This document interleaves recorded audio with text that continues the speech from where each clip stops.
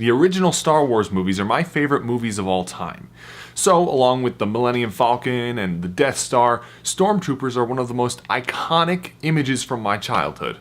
But what inspired them?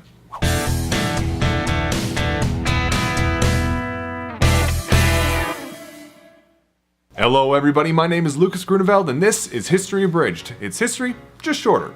Today I want to talk about Stormtroopers. Not the ones a long time ago in a galaxy far, far away, but the ones from this galaxy from about 100 years ago. You know, the ones that could hit things. A basic summary is that Stormtroopers were specialized units in the German military during World War I. They're also known as shock troops or thrust troops. Their job was basically the infiltration of enemy trenches.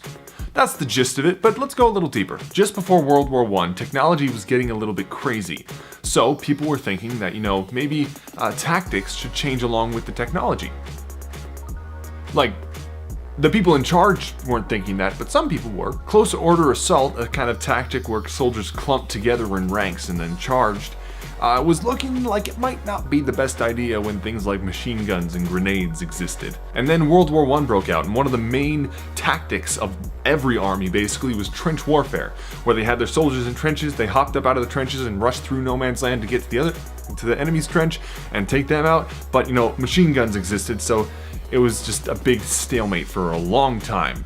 So the Germans decided to experiment. A new detachment was created. One where soldiers carried heavy shields and wore body armor while on the assault. But this proved ineffective. A lot like, Star Wars Stormtrooper armor. I mean, it doesn't do anything, they just die anyway. So they tried something else. They decided to have a squad of Stormtroopers armed with pretty much only hand grenades charge the trench while being supported by heavy weapons and artillery fire.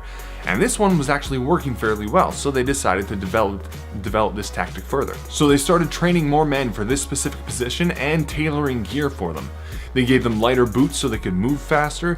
They gave them special bags that hung kind of on the shoulder into their armpit to put more grenades in. They got lighter rifles but more powerful pistols. They shortened the bayonet and gave them a knife. All stuff to make them faster but more effective at close range. After a lot of development and training, the Stormtroopers were finally ready for their first major assault. And they did really well at attacking the first trench line. They were a little bit less useful after that, and when it came to more difficult terrain like towns, rivers, lakes, that sort of stuff, they were again not as useful as they are in that first major assault on the first trench line. Their specialty was avoiding combat between the trenches and then getting to a weak point in the enemy line and taking that so that they could just avoid strongholds altogether. They were used throughout the war to kind of mixed success. They were really good at one thing, taking that first trench line. They were a specialized unit, that's what they were for.